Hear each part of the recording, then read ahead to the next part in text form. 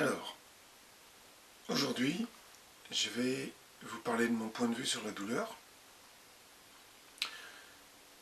Ça tombe bien puisque là, je suis en train de douiller un maximum. Depuis 3 jours, c'est jardinage, rangement, ameublement. Et là, c'est vraiment dur. D'ailleurs, on est lundi matin, je sais pas trop. J'ai encore une corvée à faire, je sais pas trop si je peux. Je vais tenter. Donc la douleur, il y en a pour qui c'est quotidien, il y en a pour qui ce sont des périodes. Bon, la plupart du temps, c'est un petit peu tout le temps. Donc qu'est-ce qu'on va pouvoir faire pour endiguer cette douleur? Il y a plein de moyens. Alors, la première chose, c'est prévenir. Moi, je dirais que le matin au lever, les étirements sont absolument indispensables. À faire en douceur. Il ne faut surtout pas que vous ayez froid dans la pièce en vous levant. S'il faut, vous prenez une douche chaude avant de les faire. Deuxième chose, ça va être d'éviter l'acidose. J'en ai déjà parlé. L'acidose, c'est un processus bien malheureux pendant lequel le corps devient trop acide. Alors pourquoi il fait ça? Parce qu'on mange trop de laitage, trop de gras, parce qu'on mange trop, tout simplement, parce qu'on dort pas bien, parce qu'on stresse, parce qu'on fait genre cigarette, alcool et compagnie derrière. Et donc le corps, qui doit avoir un pH relativement neutre, et bien malheureusement son pH baisse, donc son acidité augmente. Et là, les conséquences pour la personne qui est syndrome d'Ehlers-Danlos, eh bien elles sont assez mauvaises, puisqu'automatiquement, le corps va commencer à s'attaquer lui-même. Alors c'est quelque chose dont on ne veut pas, personne n'en veut, mais il y a beaucoup de gens qui vivent très bien dans l'acidose. Voilà. Moi je connais des gens qui sont en surpoids, qui mangent tout et n'importe quoi de façon totalement excessive, avec de la viande, du lait, du fromage, tout le temps, du vin, tout le temps, et qui sont dans l'acidose sans que ça ait de conséquences. Du moins pas visible ou pas immédiate. Pour nous, c'est totalement impossible, puisque le corps en acidose va consommer des minéraux là où il peut pour faire remonter son pH, donc baisser son acidité. Et les minéraux, c'est quoi? Eh bien, c'est le squelette dans son ensemble. Et donc, on veut absolument éviter ça, puisque nos os sont déjà pas top, on n'a pas envie qu'ils soient bouffés par l'acide. De la même manière que dans les cartilages des articulations, si on a des micro-fissures et des cratères, à ce moment-là, l'acidose peut aller attaquer et creuser ces cratères et ces fissures. Je l'ai vécu, c'est très douloureux. On sent que c'est une douleur une douleur osseuse, sourde, profonde. C'est comme une brûlure chaude, très sournoise, qui a tendance à augmenter la nuit. Pardon pour la voix, je fais ce que je peux. Là, c'est la fatigue. On va essayer aussi maintenant d'agir contre la douleur. Vous pouvez aussi sécréter des endorphines. Il n'est pas question de se gaver de médicaments et d'attendre. Parce que oui, ça va fonctionner quelques jours. Mais sur le long terme, qu'est-ce que ça donne? À vous de voir. Donc, moi qui n'en prends pas, qu'est-ce que je fais? Imaginons, j'ai mal dans les cervicales. Je ne vais pas forcément bouger mes cervicales, faire du sport sur cette zone-là. Je vais étirer un petit peu, je vais chauffer, parce que voilà, si c'est musculaire, je vais chauffer un peu. Je vais étirer, bon ce matin c'est pas du tout ça. Et en plus, comme il y a de l'arthrose, des ostéophytes et des choses comme ça qui peuvent vous gêner et qui peuvent s'aggraver dans le mouvement, eh bien vous allez prendre un vélo d'appartement et pédaler jusqu'à ce que vous soyez en sueur. Allez-y, franchement. Si vous n'avez pas de douleur au genou, ou dans les hanches, allez-y. Et vous verrez que la détente globale va faire que votre nuque, elle ne peut plus vous faire mal, elle ne peut plus être tendue, elle ne peut plus craquer dans tous les sens. Vous êtes bien détendu, vous avez fait 1 heure de vélo, si vous êtes bien chaud, je vois pas, enfin voyez, vous êtes plein d'endorphines. Donc je vois pas comment vous pouvez avoir encore des crampes, des courbatures et être raide. Je le fais régulièrement, ça fonctionne. Alors, le chaud et le froid. J'ai parlé du froid dans une vidéo. Je parlerai du chaud, mais là, brièvement. La chaleur va détendre les muscles.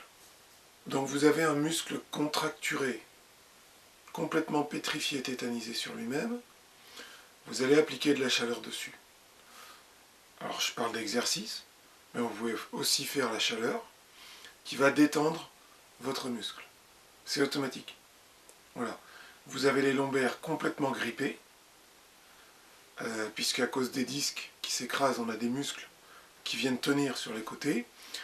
Bon bah, à force de tenir, bon bah, ils deviennent tout durs. Eh bien, vous allongez, vous mettez de la chaleur dessus, une chaleur intense, vous détendez le muscle, la douleur musculaire s'en va avec. Douleur des tendons, tendinite, articulation, cartilage, donc genoux. Cervical, je ne préconise pas, il y a trop de muscles autour qui vont se raidir, pas bon. Cheville, coude, la main, il n'y a pas de muscles dans la main. Et je rappelle que les muscles qui font bouger vos doigts sont dans l'avant-bras. Ils n'ont rien à voir avec ici, à part pour le pouce. Donc, le froid peut être appliqué dans tous ces endroits-là. Pourquoi? Pour calmer une inflammation. Alors, ça n'est pas une réparation. C'est calmer l'inflammation qui est la manifestation d'une réparation dont vous avez besoin. Donc, s'il y a une douleur tendineuse, sur un fascia blanc ou des choses à moitié dures, vous savez, les attaches des muscles, etc. À ce moment-là, on peut y aller avec le froid, si c'est insupportable, ou si ça fait très longtemps que ça dure. Mais, vous ne voulez pas forcément endiguer une douleur complètement dès le début, si elle est tendineuse, puisqu'elle est, comme je disais, la manifestation d'une réparation en cours. Hein? Donc c'est une zone de travaux. L'inflammation a des bienfaits à long terme, puisqu'elle répare. Mais évidemment, si vous ne pouvez plus vivre à cause du coude, mettez du froid régulièrement. Donc voilà, pour ça, il n'y a pas de souci. L'acupuncture, j'en ai fait. Vous avez de l'acupuncture, alors moi j'en connais 2 types. L'acupuncture qui va vous détendre. C'est-à-dire qu'on a des points énergétiques. Et là, votre acupuncteur, il lui faut une capacité à les détecter. Donc on rentre un petit peu dans le mystère. Mais je l'ai vécu, ça fonctionne. Il y en a qui peuvent. Et donc, moi, il m'avait scanné avec la main. Alors je dirais pas qui c'est, mais c'est quelqu'un de très connu. Et c'est quelqu'un qui est dans le pur médical en théorie, qui n'est pas censé faire ça. Et là, j'ai été très étonné.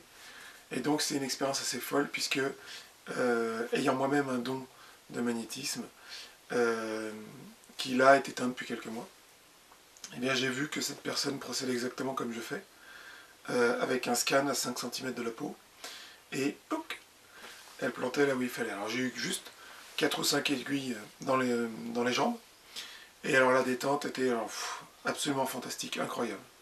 C'est-à-dire que quand je me suis relevé une demi-heure plus tard, je ne savais même plus qui j'étais, je ne savais plus où j'étais. J'étais complètement liquéfié. J'étais, mais alors dans un bien-être, j'étais une boule de coton. Donc cette acupuncture-là, essayez de la trouver, à vous de chercher. Hein. Y a une deuxième acupuncture qui est abolition immédiate de la douleur. C'est-à-dire qu'on va planter une aiguille sur le chemin douloureux, sur le trajet du nerf. Et là, c'est voilà, en 3 minutes, il n'y a plus rien. Ça va vous permettre de faire une parenthèse dans la douleur, qui est toujours bien parce que je sais très bien que vous et moi, on peut avoir des douleurs qui durent longtemps, qui nous minent le moral, qui nous affaiblissent et qui ont des conséquences sur tout le reste de la vie et même l'énergie qu'on va vouloir mettre pour pouvoir essayer de s'en sortir. Et ça, c'est pas tolérable. On a besoin d'une pause, comme une récréation. On va se faire piquer un petit peu, la douleur disparaît, le corps est content, le moral remonte, on enlève les aiguilles, elle reviendra peut-être après, mais elle mettra longtemps, et au moins on aura fait quelque chose qui va dans le sens de se faire du bien. On a le droit aussi, hein, tout à fait. C'est même thérapeutique pour chacun des humains qui peuplent ce monde-là. Si la douleur est articulaire, vous ne faites plus rien dessus, vous arrêtez tout. Évidemment, une douleur articulaire, c'est un signe d'alerte. Il y a quelque chose qui se passe qui n'est pas bon du tout, du genre rabotage, du genre corrosion, si c'est lié à l'acidose. Donc attention tout de suite, on basifie le corps. Hein, je rappelle, jus de citron, bicarbonate, tout ce qui peut basifier dans l'alimentation, à vous de chercher. Il y a beaucoup d'aliments aussi qui ont cette nature-là. Vous basifiez, et là vous envoyez. Moi, à la limite, je dirais tout le temps, mais bon, en cas vraiment, si vous n'avez aucun problème articulaire, de douleur articulaire sur une courte période, déjà remonté en une semaine ou 15 jours, glucosamine, chondroïtine, silice, arpagophytum, cartilage de requin hydrolysé, cartilage de ce que vous voulez, dindon, corbeau, peu importe. Moi, je fais ça. Je constate immédiatement une amélioration, enfin immédiatement, dans moins d'une semaine, au niveau articulation, hein, je parle. C'est fantastique. Ça n'a rien à voir. Je sors de la zone rouge, et non seulement j'ai plus mal, mais en plus je me dis pas, oh là là, je suis encore en train de muser. Là, je me dis, bon, ça y est, c'est lubrifié. Tout va mieux. Alors bien sûr, hydratation, vous devez boire, boire et boire et boire et boire. Je préconise de l'eau qui n'est pas minérale, pas forte en minéraux, parce que si vous buvez beaucoup de minéraux, vous allez vous plomber la tuyauterie avec du sable, hein, tout simplement, hein, c'est de la caillasse. Si vous avez une douleur musculaire, alors là je suis sans pitié, vous mettez de l'effort dessus. Un muscle qui fait mal, c'est un muscle qui demande de travailler. Voilà. Pour moi c'est très simple. J'ai mal à un muscle du dos, c'est parce qu'il est tétanisé sur lui-même. Il a besoin de s'étirer, de revenir, de s'étirer, de revenir. Et ça, c'est un travail musculaire. Donc, allez-y franchement. On commence par un échauffement. Donc on chauffe le corps sans travailler la zone. Par exemple, j'ai mal au dos, je vais commencer avec du vélo. Une fois que je suis bien chaud, par exemple un quart d'heure, j'ai le cœur qui tape bien, je commence à avoir un petit peu d'humidité.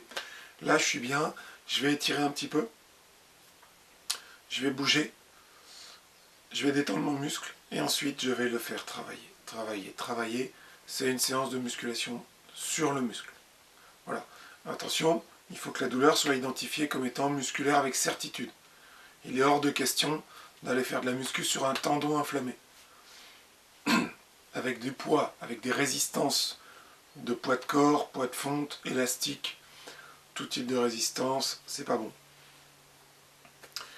Si votre douleur est tendineuse, alors par exemple j'ai mon épicier, c'est une inflammation là alors c'est semi-tendineux musculaire ici, hein, puisqu'il y a un muscle qui s'attache dans l'intérieur du coude. Si je me souviens bien, c'est une aponévrose. Ça fait 1 an qu'elle est prise, elle a mal, hein, elle ne peut pas lever. Et elle ne fait absolument rien Enfin, elle est allée consulter, mais elle pensait qu'en 3 minutes, ça allait disparaître. Bon. Massage. Le massage draine les toxines, fait circuler le sang, amène de l'eau, amène des éléments qui sont dans ces liquides, qui vont être de nature à réparer. Voilà, massage, massage, massage. Plusieurs fois par jour, vous pouvez tous le faire. Nutrition, comme j'ai dit, impeccable. Et une fois que c'est chaud, une fois que c'est massé, une fois que vous avez fait un petit échauffement, vous allez pomper dessus à vide. Je dis bien à vide, sans poids. Moi, j'ai déjà résorbé ce genre de choses à vide. Des mouvements d'aller et retour suffisent, puisque vous créez un étirement très raisonnable et on retrouve la forme juste après. On étire, et là vous pompez. Et qu'est-ce que vous faites quand vous pompez? Eh bien, c'est comme quand vous marchez, vos pieds aident votre cœur à travailler, parce qu'il pompe du sang. C'est exactement le même principe ici. Plus vous allez pomper sur ce muscle gentiment, plus vous allez évacuer des cellules mortes et amener de la réparation, permettre aux ouvriers de travailler là-dedans en amenant du mouvement, du rinçage. Quand vous avez terminé, je vous conseille une poche de froid molle, semi-liquide. Par exemple, il y a des poches avec des liquides bleus spécifiques, hein, des liquides thermaux. Mais vous pouvez tout à fait aussi prendre une bouillotte avec de l'eau froide, des glaçons de glace pilée. Mettez toujours un linge dessus pour pas que ce soit trop froid, brutal, hein, pas trop fort. La bouillotte, vous avez des bouillottes qui se mettent dans des polaires. Ça permet d'adoucir un petit peu et vous laissez le froid. Et le froid va calmer cette inflammation après votre travail. Voilà pour la douleur, tout ce que j'ai pu expérimenter et qui fonctionne réellement. Par-delà les médicaments, je ne prends pas de traitement, je ne prends aucun traitement. Il m'est arrivé de faire la L-carnitine dans des phases de creux infâmes à une époque où je ne faisais pas d'exercice. J'ai toute une batterie de choses en cas de douleur, jusqu'à des choses très fortes, et les opiacés et compagnie.